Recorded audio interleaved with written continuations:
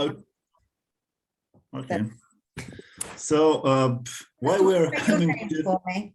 Just say your name, just so I get it right, because I can speak okay. a bit of Latvian, but I might get it wrong. So my name? Mm.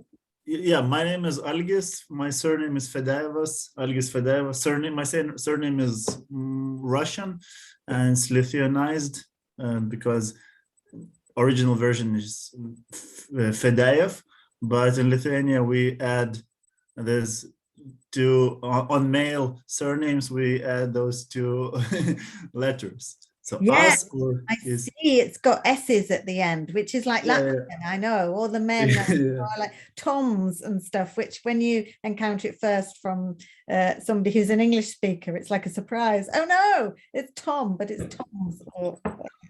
But then you get your And with female names, with female surnames, it's much more difficult because, for example, my wife would have one surname different from mine, and my daughter would have another surname different from mine and from my wife's.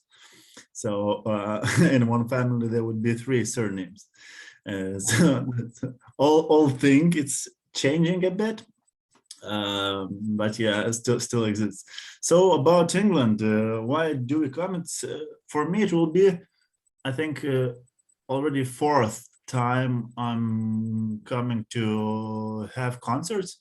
I also recorded my last album in England, in Rayleigh, close to Southend, with John Hannon, great sound engineer who is unfortunately passed away last year. So yeah, he was really nice person. Also came once to the concert to listen to Roy Harper, one of my favorite folk musicians. So in the last few years, like before COVID-19, I was coming to England three sometimes four times a year. My sister lives there too. Yeah, and it's not an accident because I think I have strong connections with England from my childhood. The first time I came, it was 2018, but while coming then I already had some kind of vision in my head. Like the vision was built like from literature of Charles Dickens and so on to music, because I was into English music a lot, folk, rock, progressive rock, psychedelic rock, like 80s, some free jazz and things like that. So I was, I would say England was in my head something like United States in some way. I mean, I had very strong vision of my own. What do I need from this country? What do I like? How it looks like? So sometimes when we travel somewhere, we don't have strong visions, and I had really strong about most of the things. And and when I came here, my impressions were really good about everything. I enjoyed musical culture firstly because most of the times I came because of music and to have concerts or to listen to the music.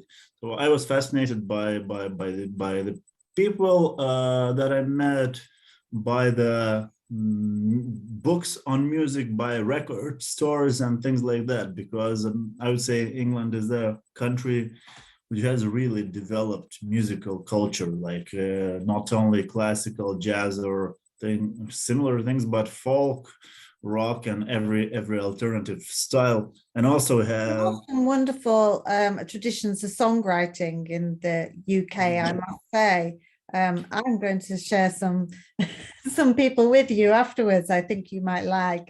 Do you know Martin Newell, the Bard of Colchester? I think no. Colchester. Oh, I think you might really like him because his lyrics are fantastic. But yeah, it's got a good culture of songwriting, I think, and I'm interested in Lithuanian. What are you going to bring when you come? What's your take on That's songwriting interesting. in Lithuania? Interesting. Where you're coming from, yeah. Interesting question, because like we are coming with another Lithuanian artist, Bloga Kate. So we have kind of different visions of music, I guess. On one hand, that styles are quite different. I would tell that I call my music psychedelic folk or experimental folk. Folk in the sense that it's based on acoustic guitar and vocals, because in England, in the United States, the term folk is different than from Lithuania, because in our context, folk mostly means ethnic music. And in England or in the United States, folk, Bob Dylan, like Donovan or Martin Carty is folk, or Roy Harper is folk. It's a bit different concept. So I would say what we have, our original things are. I would say that we have some. I would say that we absorbed some local Lithuanian or Eastern European spirit somehow. I don't know what it means. Kind of difficult to tell, but yeah, it might be good to say to the people who are listening, because a lot of people don't really know so much about Baltic culture, that Lithuania used to be probably like everywhere, but they have a polytheistic, paganistic, ancient tradition, and some of that has survived in the folk music. And certainly in Latvia, this is the case. I know more about Latvia, but I think it's a little parallel. Not so much, it's different history, isn't it? But I think this is slightly different to in the UK, that really cut off and didn't have that survival because the medieval period was so dominated. And when you go back in time with music in the UK, it's rare to go beyond the medieval period. I mean, some people go to Anglo-Saxon and Celtic music, so I suppose that's not, I'm getting myself into deep water, but I think it is different to the tradition in Lithuania, if it's like Latvia, where there are sort of surviving folk traditions with particular instruments that were around before the medieval period, when I guess people started to have lots of new instruments that they were playing. Actually, Lithuania was the last pagan country in Europe. Only in the end of 14th century it was baptized. So, but in reality, like Christianity came to the villages, to like to communities in late 16th century. So you can imagine that all the songs, all the mythologies, I would say, survived and until 20th century, 19th century. So yeah, there are few regions that have strong heritage of ethnic music, unique music, and interesting music. And it's kind of popular, like in different contexts. I wouldn't say that we have straight connections, me or Bloga Kate, who is coming with me, but I would say that we share some atmosphere. I would say that there is some common atmosphere, some common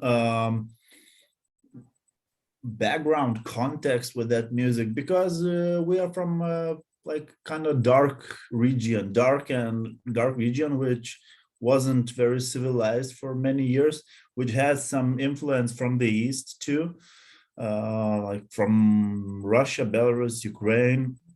Yeah, so I think these things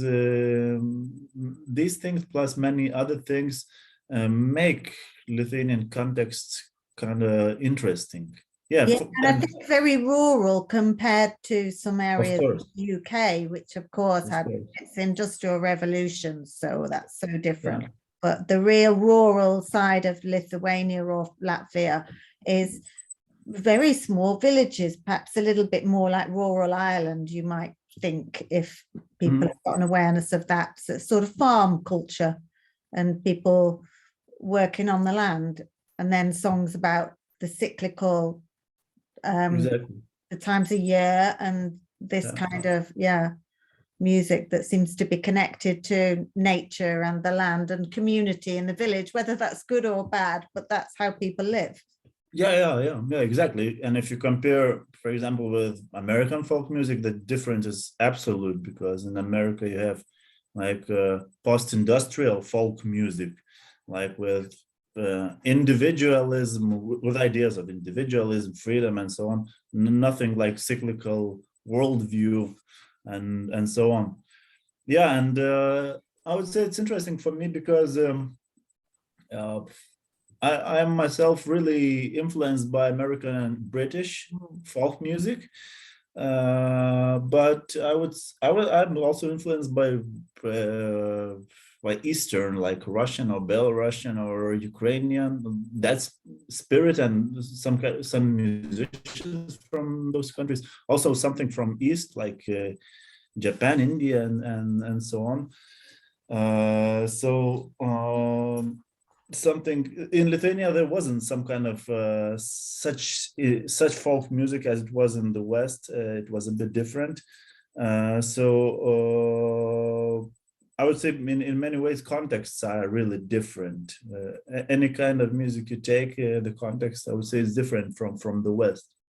Yeah, but it's interesting how this individualistic folk music does speak to citizens of a modern world. And I think probably people through, even in the previous times where the songs were more collective, because we do want to say things about our own life. I think it's quite a human thing. It's just that things didn't survive, I guess, when people told their stories, or they didn't make them make it the subject of a song, your own life, because that feels quite small in the scheme of things. It's, I guess, more recently we've been able to do that. So that individualism, in the sense of people's awareness of themselves, it really speaks to everybody, because they all have their story to tell.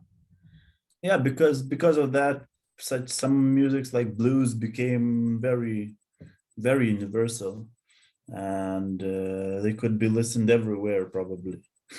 And understood by everyone. Yeah. So let's think about what we might play from your music during the show, because I really want to play some music from you and from the tour. So what would you think would be a good song, and why? I think it should be something because I haven't recorded the new album yet, so something from the last album that was recorded in England. Maybe let's play a song Nežinia. In English it would mean something like no one knows. It's a song about human condition, how I look at the human condition, a bit agnostic way. Yeah, and how did you write that, or how do you write your songs? Are they done on the move? Are they written at home, or have you anything to share about songwriting process? Oh, you?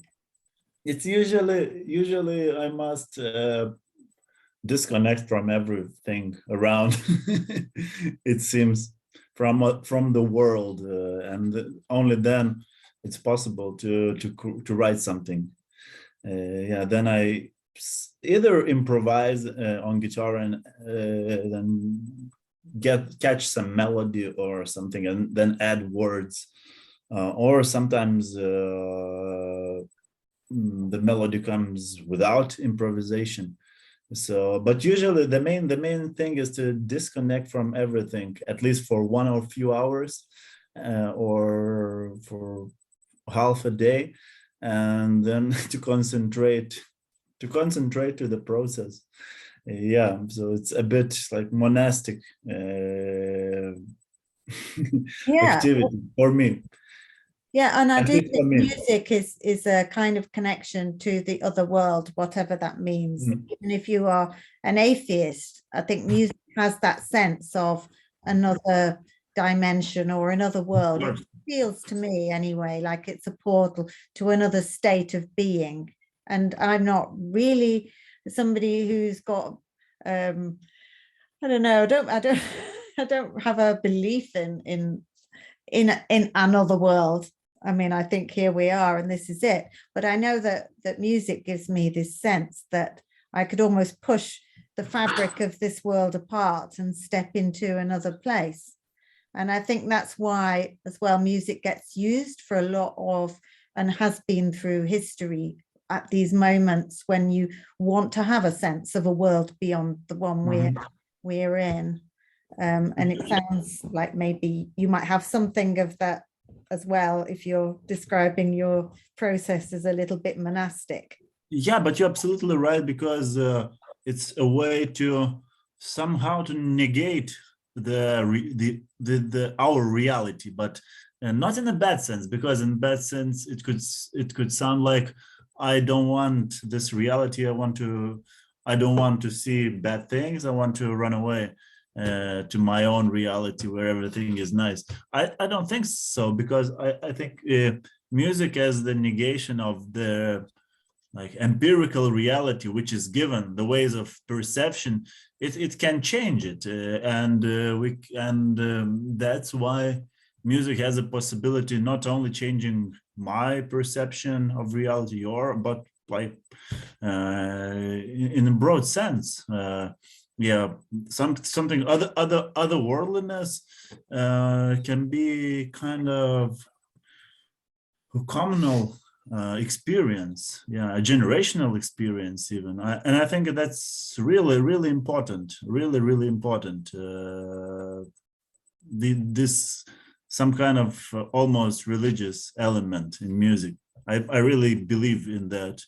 Yeah, and what you were saying about the individualism is in that folk music tradition of like Dylan and so forth, is really ties in as well, because we get to transport our own experience via music in this sort of personal ritual that we do with it, and you put your own life into it and your own individual, so it isn't disconnected, of course, because it reflects on who we are and what we're doing and what we're thinking, and helps that kind of music where you're writing the lyrics and thinking through something. It really helps you reflect on your life and what you need to do and who knows what, because it's very magical, but it's not unconnected to who we are and where we are. It's like something that helps. It certainly helps me. That's why, and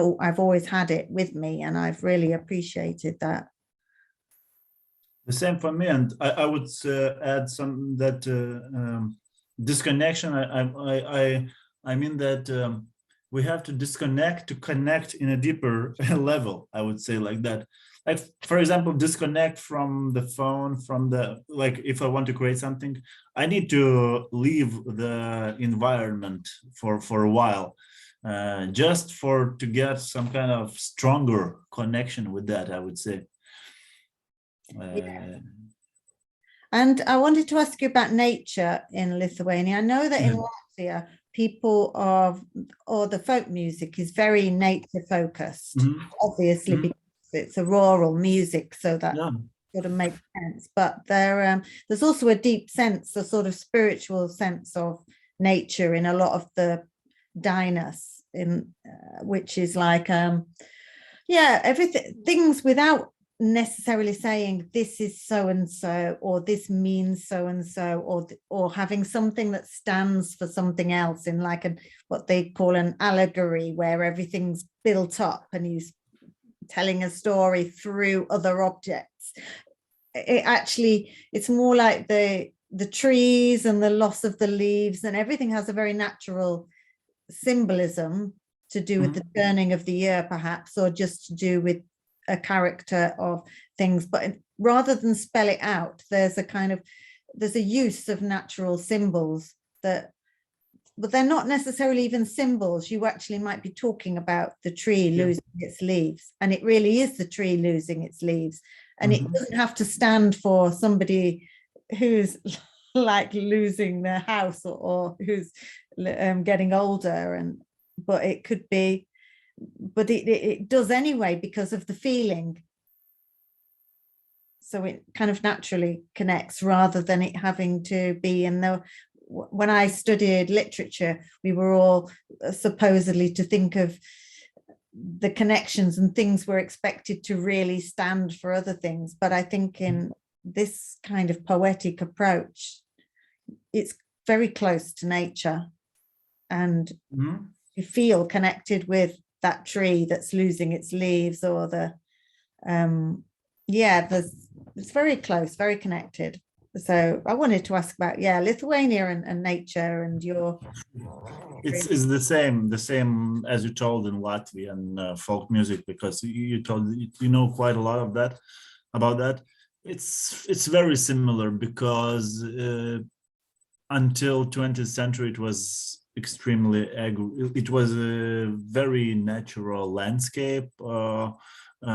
Even agriculture wasn't strongly developed. It was developed, but not in all regions. For example, eastern and southern Lithuania were really wild, and actually I would say they are still quite wild.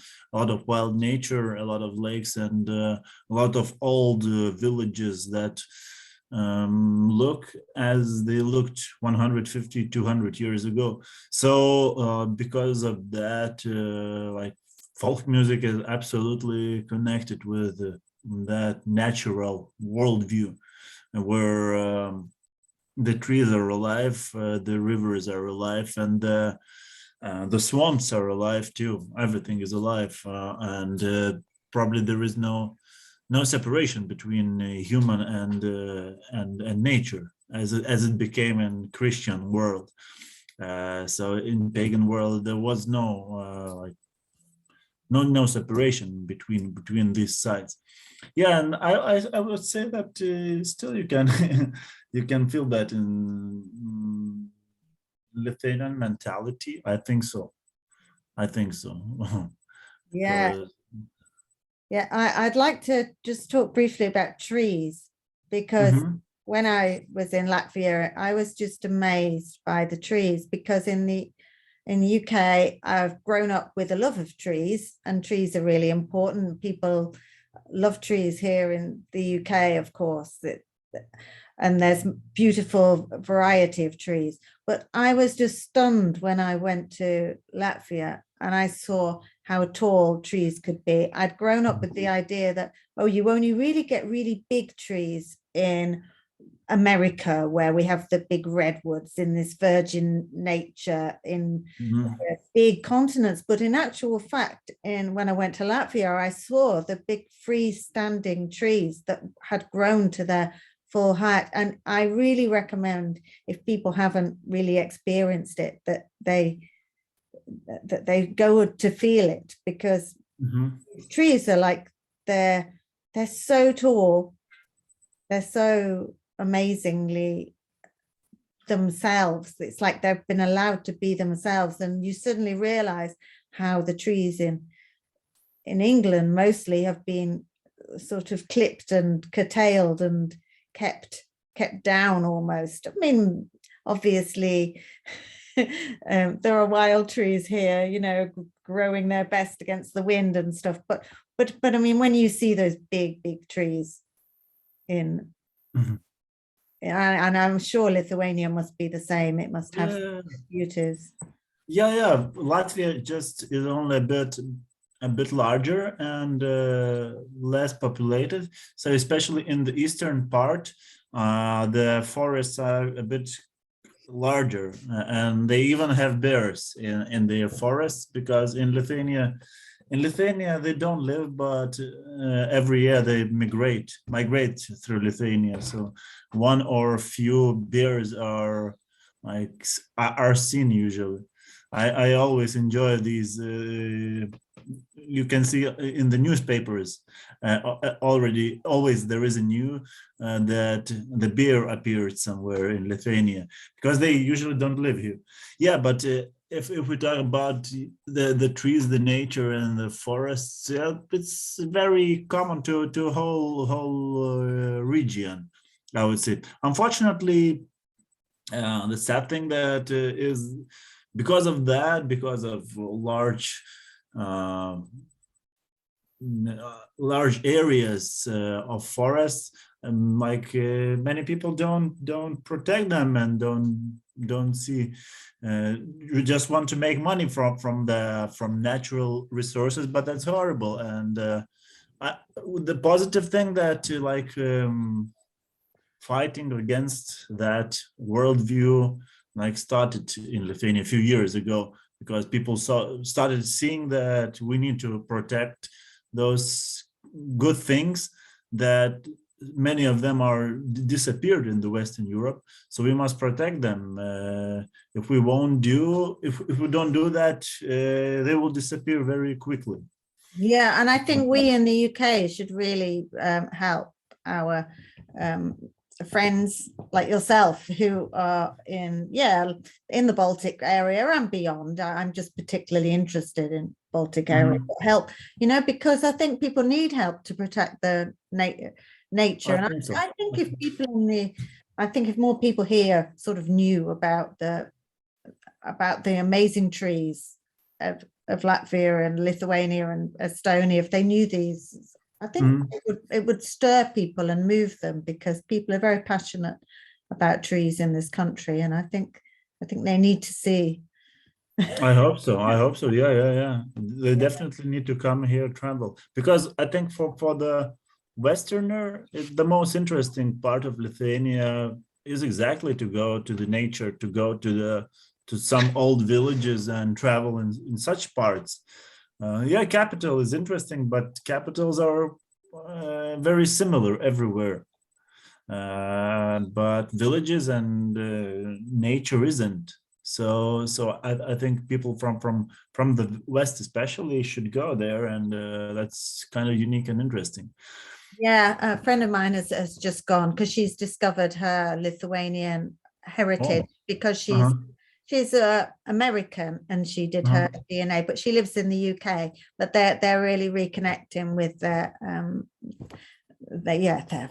their grandparents, I guess, and beyond. And I think also I personally feel quite passionately, and I actually believe that the paganism that people are very keen to rediscover in the UK, people are really excited about recreating, doing a new paganism with the Green Man festivals, and bringing back in some types of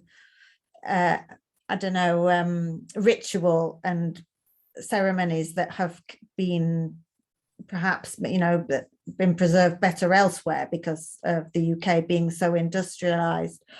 I think they would find a lot that is similar to what I personally think paganism must have been like, the same in everywhere, I think, probably across the Northern Europe region, because of the trees, because we have this legacy and language. You can see how important trees are, and it's the same with pagan belief, isn't it? That there's stories of that happen the same in many in folklore of passing, for instance, if you're sick or for good health, to pass through a tree with a hole in it, or under the branches of the tree, that somehow you will be healed by the tree, or that it will be good for you. And obviously we know forests are supposed to be good for us anyway, even modern scientific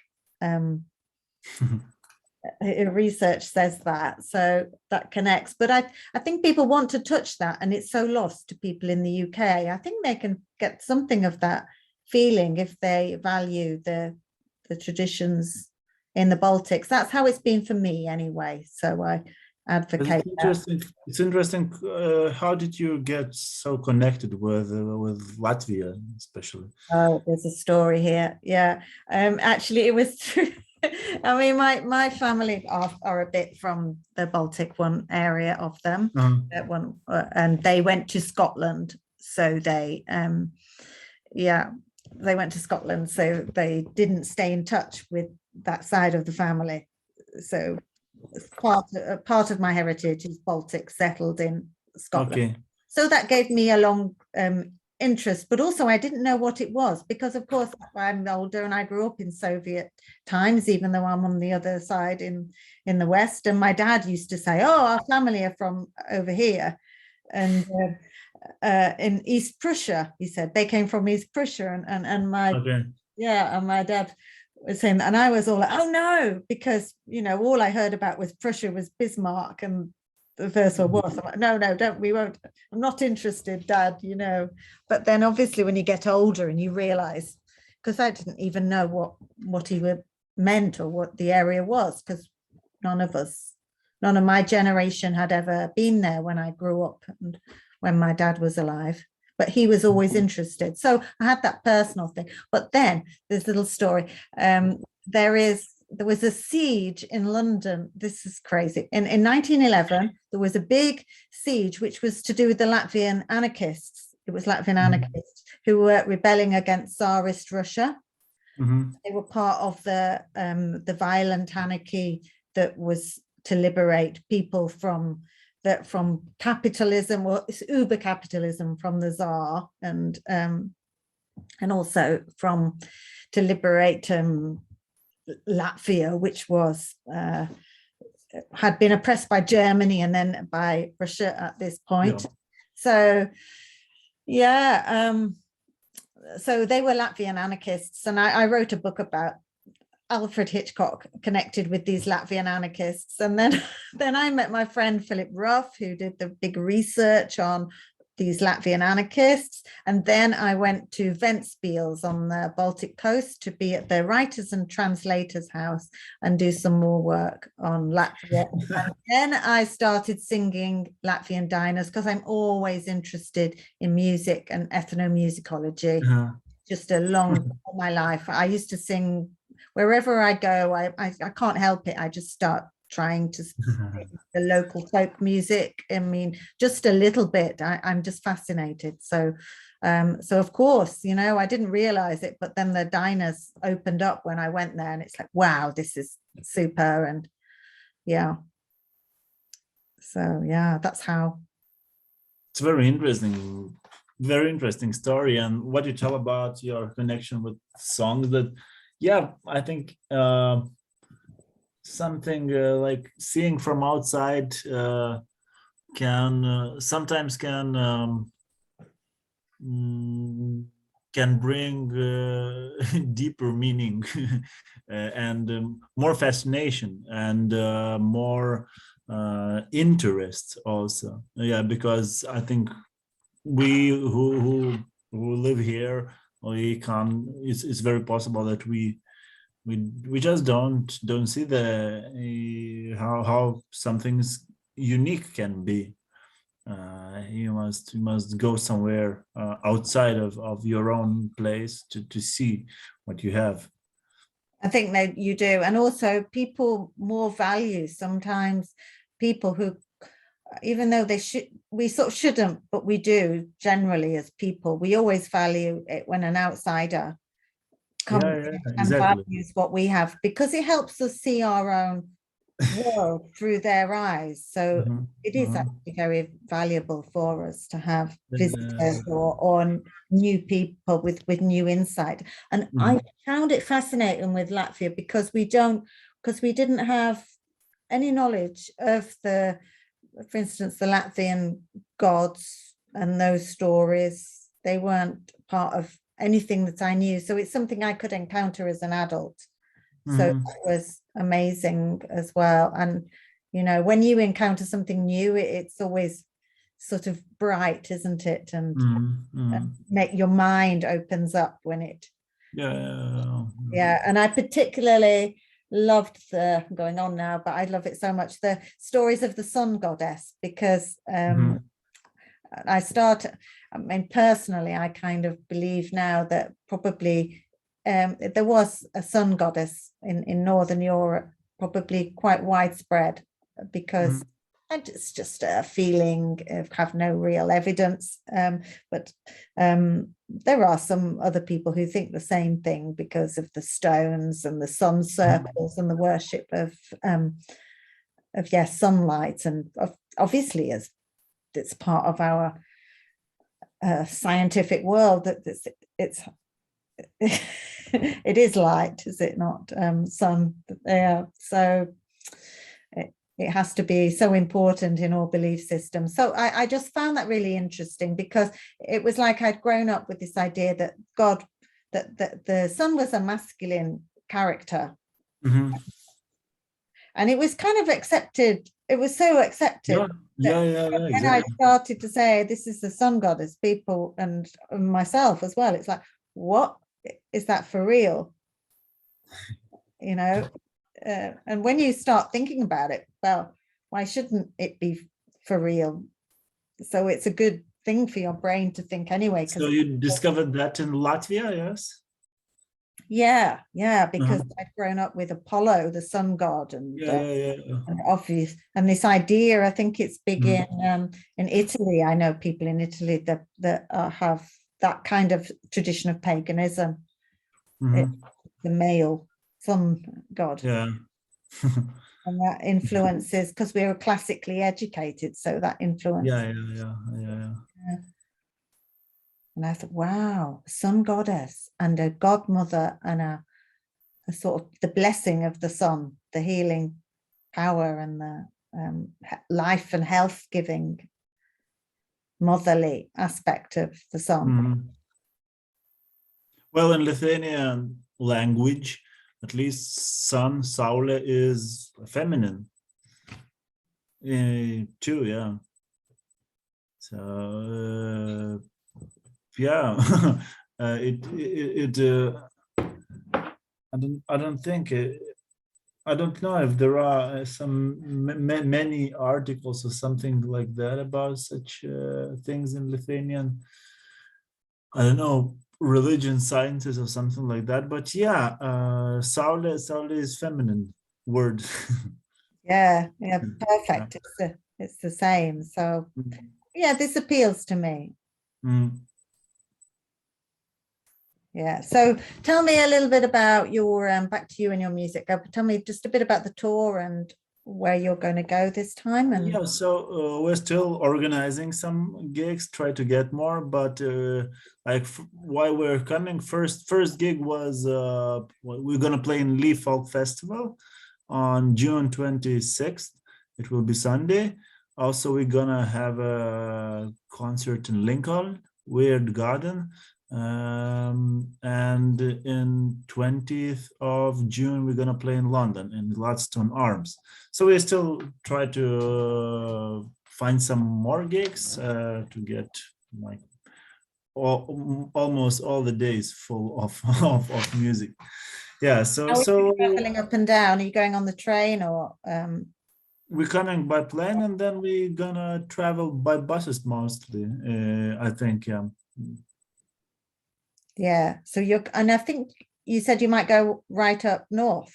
Yeah, we have a concert in Lincoln, and we'll try to get something else, maybe in Sheffield or Leeds or Nottingham or something in that region. Yeah, I used to play in Lincoln 2 times, so it's not the first time. It's really nice place, nice venue, and nice people. Yeah, and the festival will be maybe the center of the tour of the trip, because not only we gonna play, but like I saw first artists from the lineup. I was really impressed. I'm really looking forward that. Is that the Leon Sea Festival? Yeah, Lee Folk Festival in Southend. Yeah, it's Leon Sea, and it's a brilliant folk festival. Yeah, I imagine really. Yeah, really great, and it's a really nice place too, because it's it's on the coast, but it's on the inland coast. Have you been, haven't you? Because I think I was recording an album there. Yeah, Emma, and think you know Emma Reed from Yeah, because she played flute in the album. Brilliant. Yeah, she played 2 songs. Yeah, so we met, and yeah, but I haven't spent much time because I've spent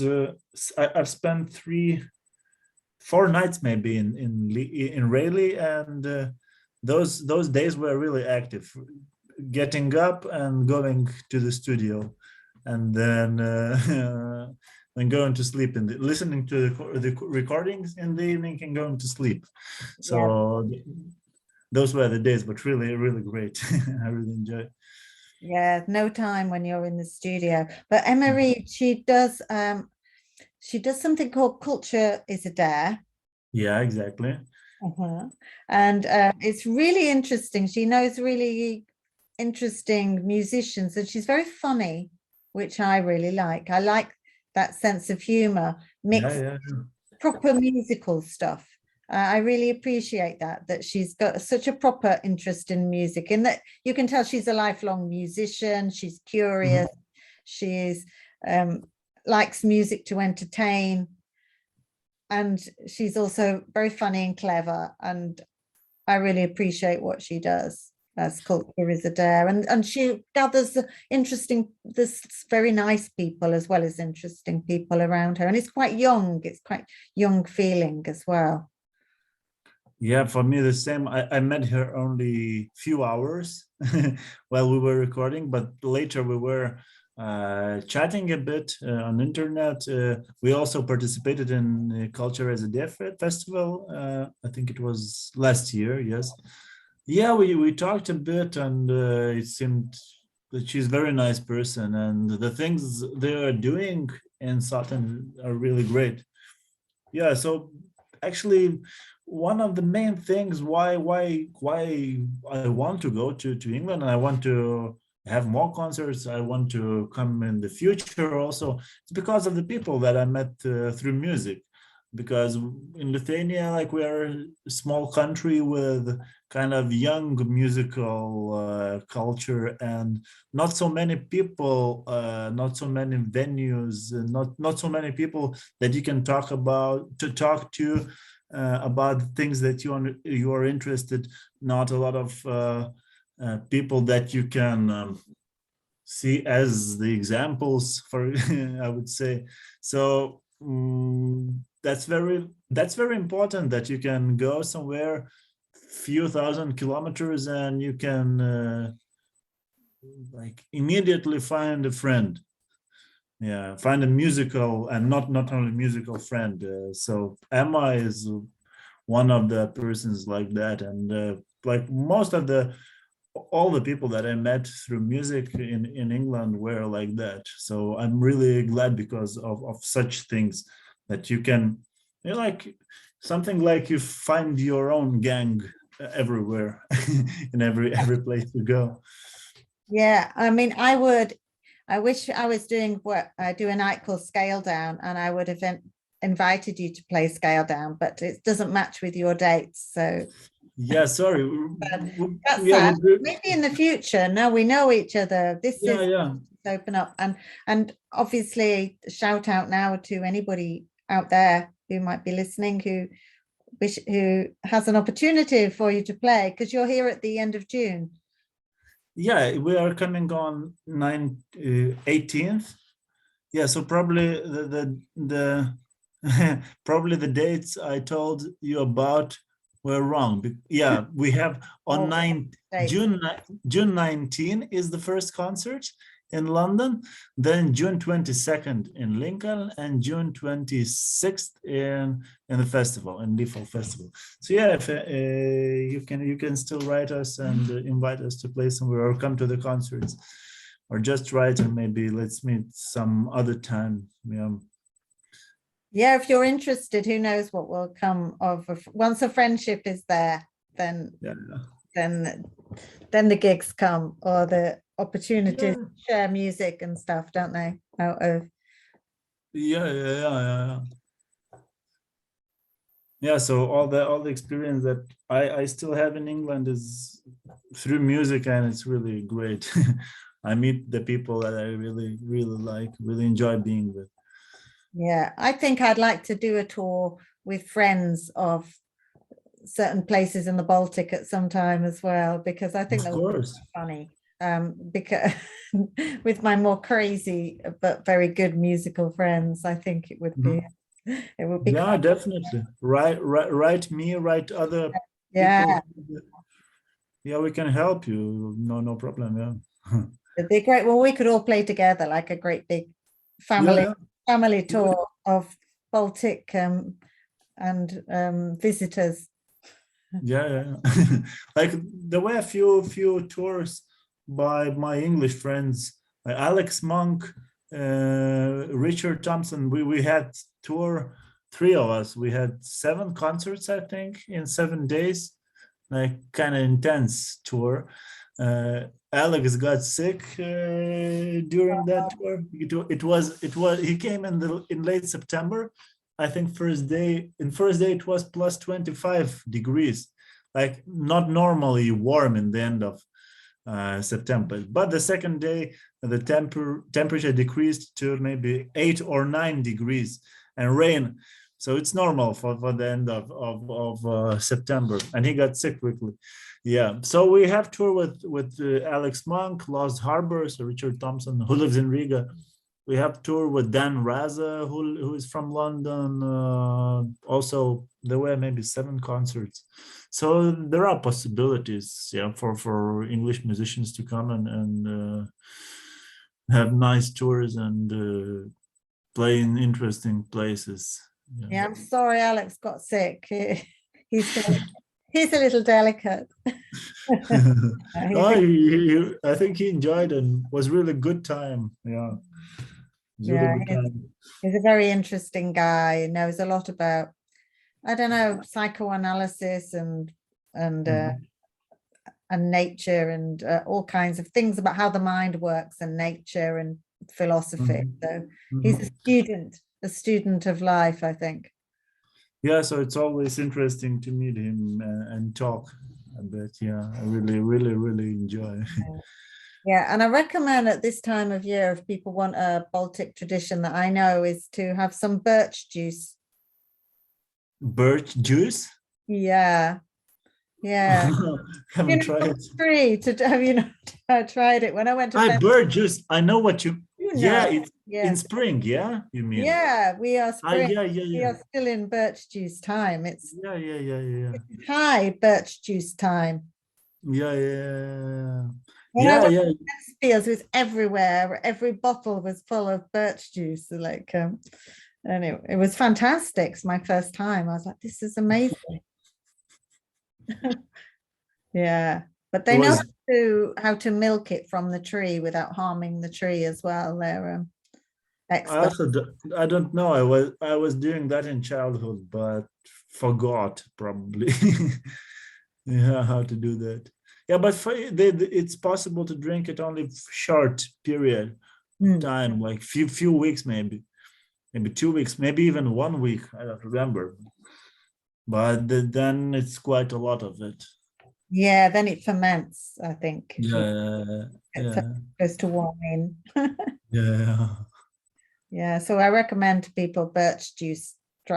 Me too. Yeah, yeah. Not too much maybe because later, like we had several times when we make too much of that, we take too much, and then it Yeah, got yeah, you can't just drink. yeah, don't take too much, leave some for the trees. Yeah, exactly, exactly. So thank you. Al Thank you. Algis, isn't it? Is it Yes, Algis? yes, Yeah. yes, yes. Yeah. It's been a pleasure to talk to you. I've done too much of the talking as usual. Thank you too. I'm really glad to meet you. I hope to meet you maybe next year, like not online, but in reality. Yeah. We might meet in June. I mean, we never know. Yeah, And yeah, of course, of course. but but we won't make promises. Yeah, yeah, yeah, yeah. We'll see what happens. So I'm looking forward to getting some music from you. Are you going to send me some of your music? So